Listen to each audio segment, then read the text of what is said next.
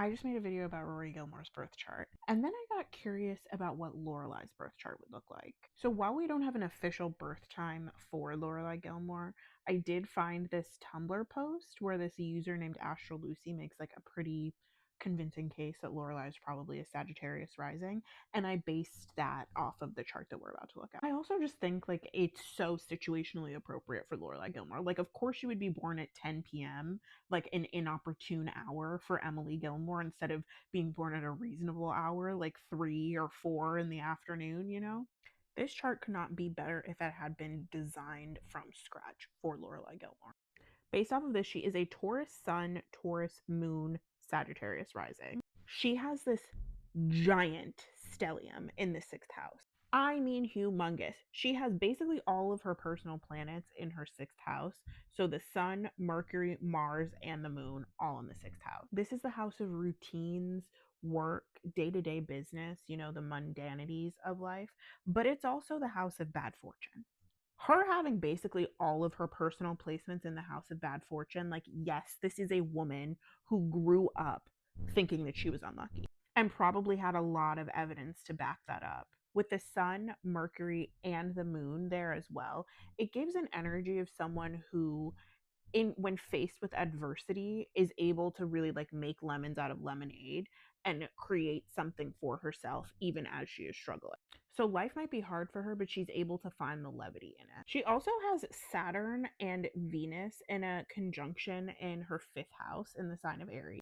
And if I'm not mistaken, I'm pretty sure Rory has the same placement. She has Saturn and Venus in a conjunction in her chart as well. This being in the fifth house, like, yeah, her childhood was hard. It was difficult. Saturn also represents the father in the birth chart. So, like, there's a sense that her father loomed really heavily in her life, which we see her talk about that throughout the show, of her dad, like, not always being present physically, but constantly being present in her mind, and her kind of not really knowing how to relate to him. Venus doesn't really like to be in Aries, but with Venus in the fifth house, she's able to like find fun and flirtatiousness with this placement of Venus, even though it's not like the lightest Aries placement.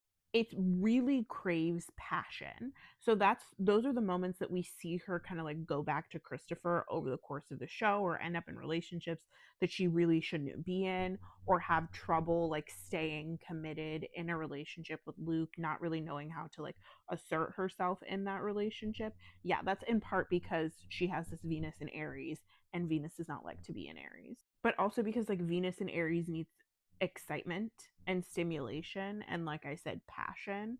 And I don't know if passion is a word that we would use to describe Luke Danes.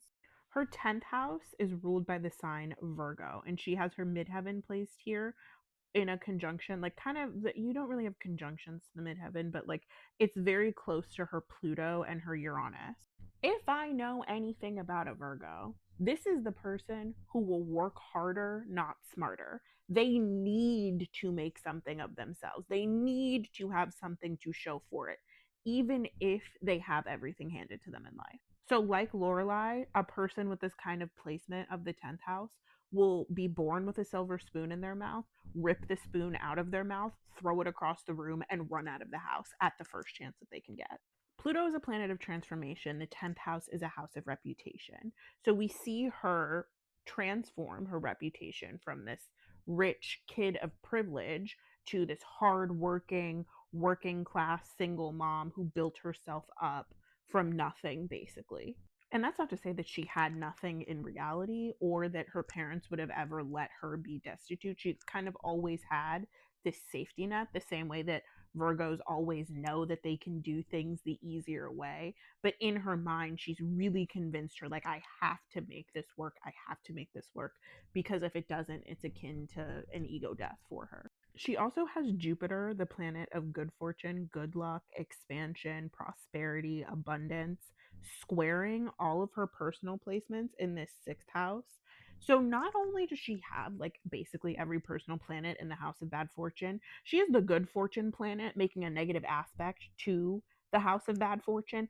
It's just compounding. So this sense that we get, like, as viewers of the show, of like, can this woman catch a break for a second? Like, even when things start to look like they're looking up, Her and Luke are together, they've gotten engaged, she has the falling out with Rory, and then he has a secret child, and then she goes off and sleeps with Christopher. It's like, can this woman have a second to relax?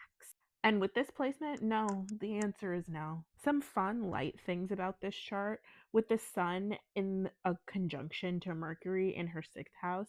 This is where we really get that like levity in her speech, her like gift of gab, if you will. But then Mercury close to Saturn in this sixth house is where we get the sense that she sometimes like stumbles over her words or doesn't quite say the right thing or just like get her in sticky situations. She also has the south node next to her Venus in the fifth house. And that gives a sense of someone who like they kind of all they want is love.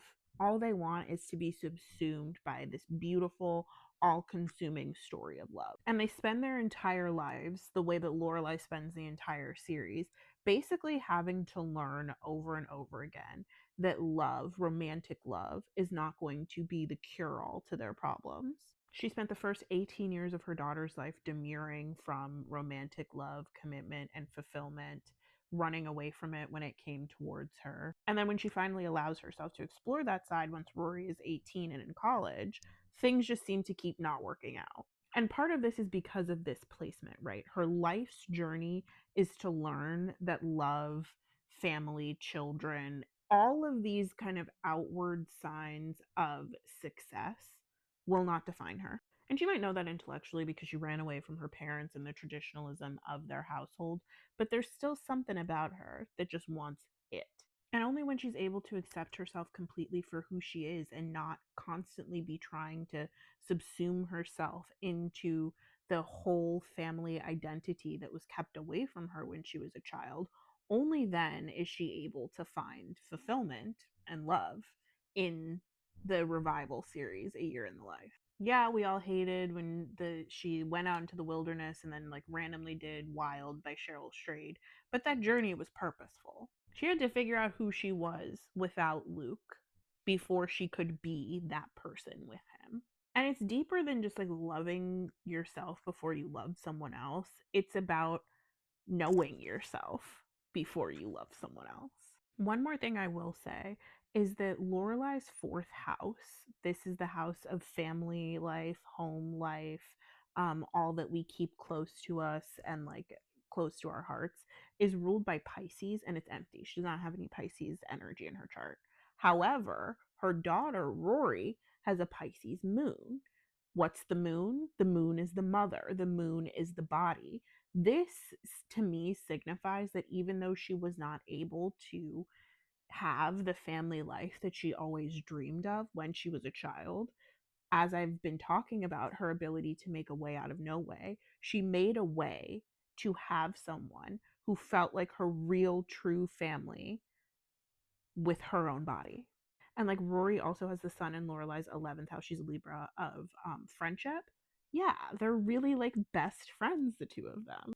I could go on and on and on about the astrology of Lorelai Gilmore, but if you would be interested in seeing any other characters from this show, like what I would guess their signs to be, let me know and I'll do them.